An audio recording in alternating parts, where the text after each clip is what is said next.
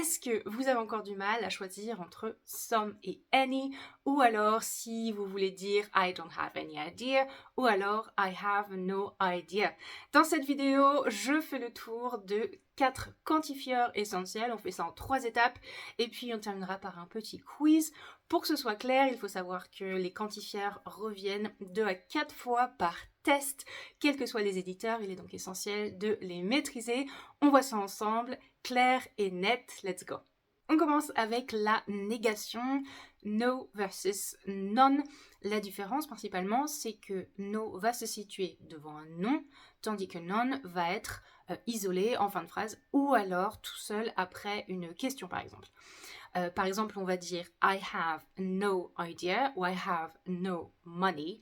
Mais pour none, on va dire how much money do you have? Point d'interrogation, none.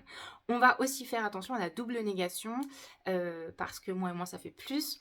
Donc on ne va pas dire I don't have no money, sinon ça voudrait dire que vous avez de l'argent. Si vous n'avez pas d'argent, vous avez de l'argent. Donc on va dire I don't have any money. On attaque la deuxième partie avec some.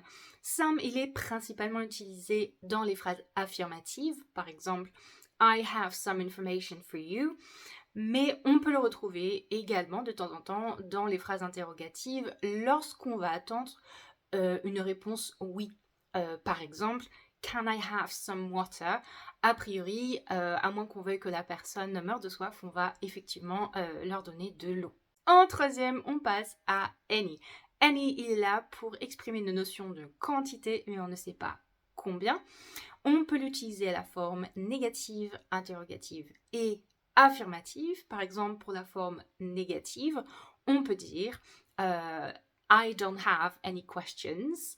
Forme interrogative, do you have any ideas? On remarque qu'ici, avec any, le nom qui suit va être au pluriel. Et puis, à la forme affirmative, he did this without any help. On ne met pas de S à help parce que c'est quelque chose de général, donc ça ne prend pas de S. Et voilà, on va vérifier que c'est bien clair avec un petit quiz. Les phrases vont s'afficher ici à l'écran. On a 15 secondes avec 5 secondes par phrase et après on corrige.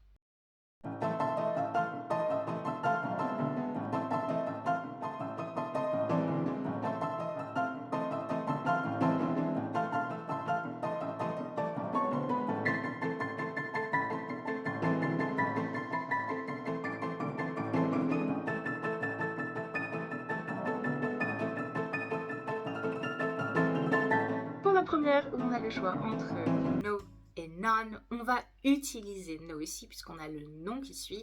We have no experience in this field. Pour la question suivante, on a le choix entre some et any.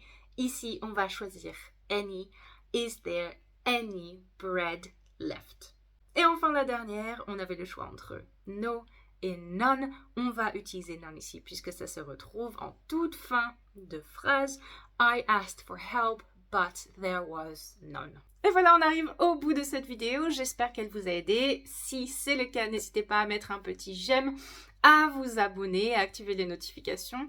Et puis, pour information, les formations intensives sont ouvertes d'avril à août. N'hésitez pas à vous inscrire. Il n'y a que 10 places par formation pour vous accompagner individuellement à 100%. Donc, ça se remplit assez vite. Je vous retrouve lundi dans une nouvelle vidéo. Et en attendant, je vous souhaite une bonne semaine.